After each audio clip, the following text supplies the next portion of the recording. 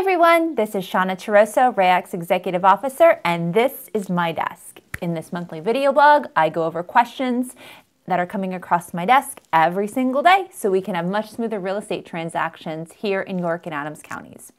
So the question that I have today is more of a topic and more of a warning for all of you and a good service announcement out there. But we're going to talk about the fastest way showing agents upset sellers.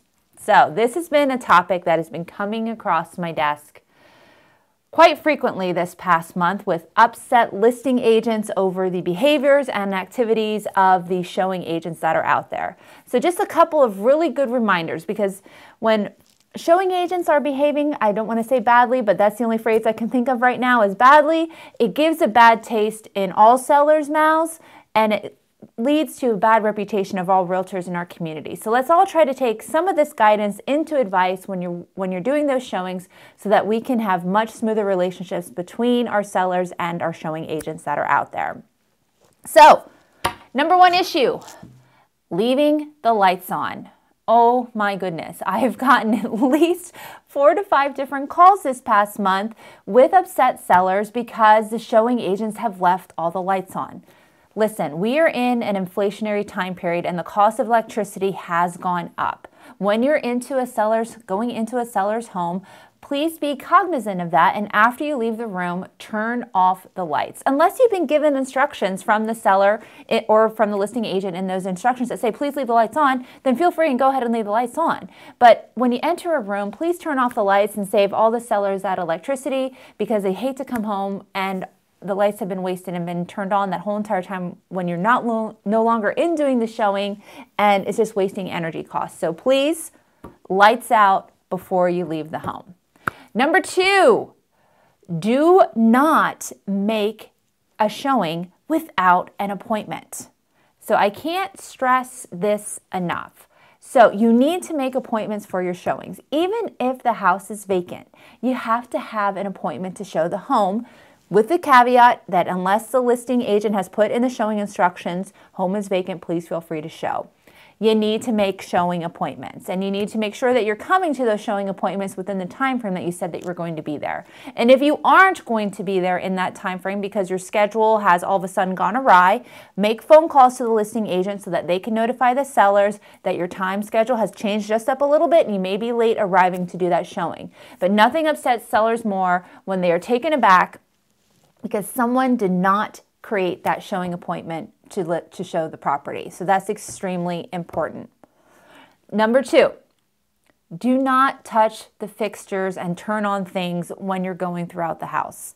I have a horror story that came across my desk, a little while ago, that a buyer, when the buyer's agent unsuspectingly went into another room and left the buyer in a different room, and the buyer decided that they wanted to turn on the fireplace just to make sure it was working. Unfortunately, they couldn't figure out how to turn the fireplace off. And now it's the middle of summer and the fireplace is running while the AC is running at the same time, and the buyer's agent and the buyer couldn't figure out how to turn off the fireplace. So, good rule of thumb, don't try to do those things. If you're not going through, if it's not an inspection on the property, you shouldn't be turning on things like the fireplace to make sure that they work. If you're going to put an offer in on the property, you can, come back at a later time and figure out with appropriate instructions over how that fireplace is going to work or not work. But that, turning on those appliances or leaving things running like that really is a good way to upset the sellers and also increase their energy bills again. Now, the other thing that I would like to share with you is I've been getting a lot of complaints from listing agents who are utilizing combination lock boxes. So I'm going to go off of my soapbox for a minute about combination lock boxes, but for goodness sakes, I can't tell you how many agents have called me as buyer's agents and said, I want to show the property, there's a combination lock box on it, and it was open, or it was set to the exact digits so that the lockbox just fell apart and they didn't have to do anything with it. So if you are going to be showing a home and it has a combination lockbox, please, please, please make sure that you're getting the lockbox completely closed and that you are spinning the dials or unsetting it to what the settings are to open up the lockbox itself, because anybody, literally anybody, when you are leaving those lockboxes open can go in, take that key, and go throughout the house. So, one way to avoid that for you listing agents is I strongly encourage you to use electronic lock boxes, the Centra Key boxes that we have here at the association.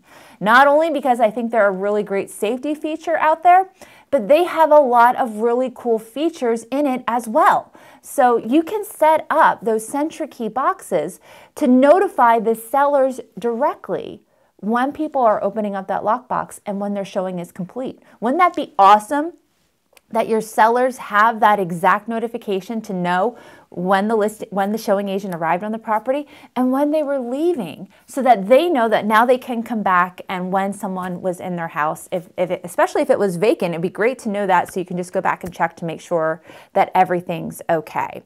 So I will tell you that I recently had a conversation with a listing agent who told me that they used to only ever use combination lock boxes. And then they had someone who went into the combination lockbox and went through the property. They don't know who that was. They don't know if that individual was a licensed realtor or not. But the sellers were extremely upset because somebody went through their home and they could tell that somebody had gone through their home. Their things had been gone through. They don't know if anything was taken. That's a really scary position to be in as the listing agent, to have that happen and get that call from your seller. And the listing agent said, I had no recourse. I couldn't figure out who opened up that lockbox and went through the property. But if they had been using the Centra Key lockboxes, they would have been able to have a digital record of who entered the property and when.